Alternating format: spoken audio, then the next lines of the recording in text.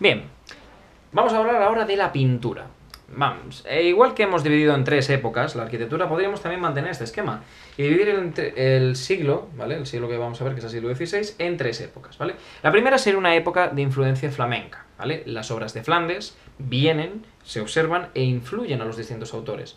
Tiene mucho que ver el hecho de que la corte que se instaló en ese momento era la corte de Carlos I, que era un rey que, como ya os he dicho en más de una ocasión, había crecido en Flandes. Bien, la segunda época va a ser una época de influencia italiana y va a recibir el nombre de la época manierista, ¿vale?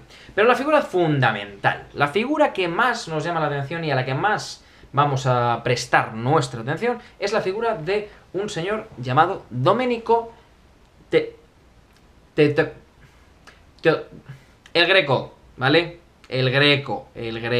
Así es como le conocemos, ¿vale? Nacido en 1541 y murió en 1614.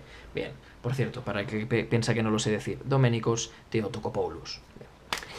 Es un pintor griego que acudió a la corte de Felipe II.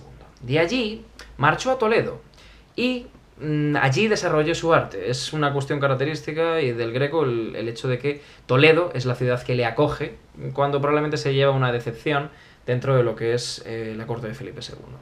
Va a ser el pintor más importante de esta época. Estáis viendo en este momento algunas de sus obras, siendo sin ningún lugar a dudas la más importante de todas ellas, El entierro del conde de Orgaz. Bien, las obras del Greco se van a caracterizar por una serie de cuestiones muy específicas, muy llamativas. El Greco es uno de estos pintores que podemos decir que está un adelantado a su tiempo en muchos aspectos. Sus obras se caracterizan por el contraste de colores fuertes y colores fríos, ¿vale? Un color frío, entendamos, es un color apagado, un color que no genera una sensación de calidez, sino que nos genera una sensación de frialdad. Un azul apagado contrastaría, por ejemplo, con un rojo fuego, ¿vale? El rojo fuego sería ese color cálido, el azul apagado o el negro un color frío, ¿bien?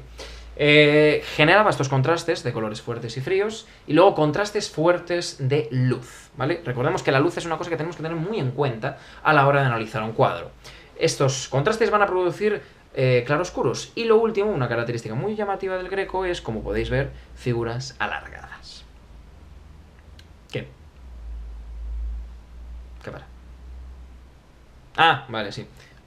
Es lo que tiene el ponerme a hablar del Greco, que me pongo, no sé, en grequesco, llamémoslo de esa manera. Bien.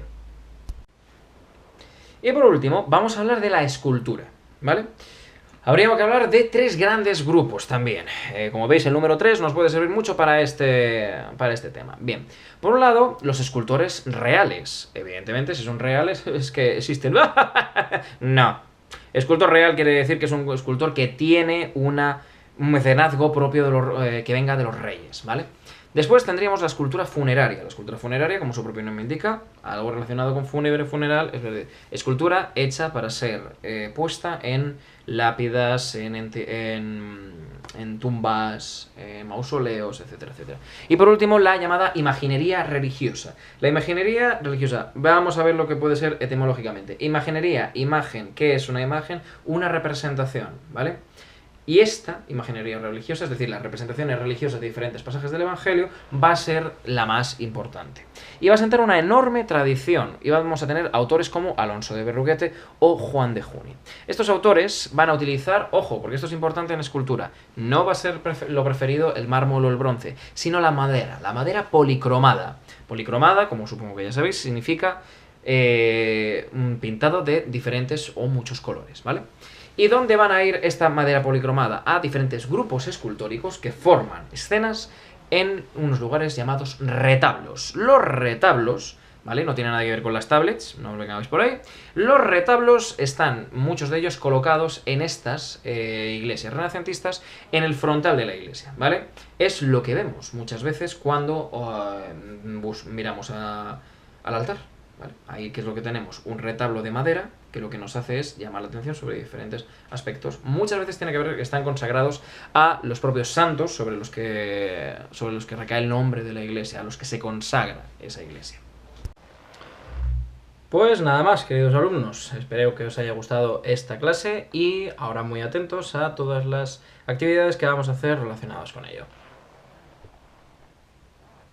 Hasta otra.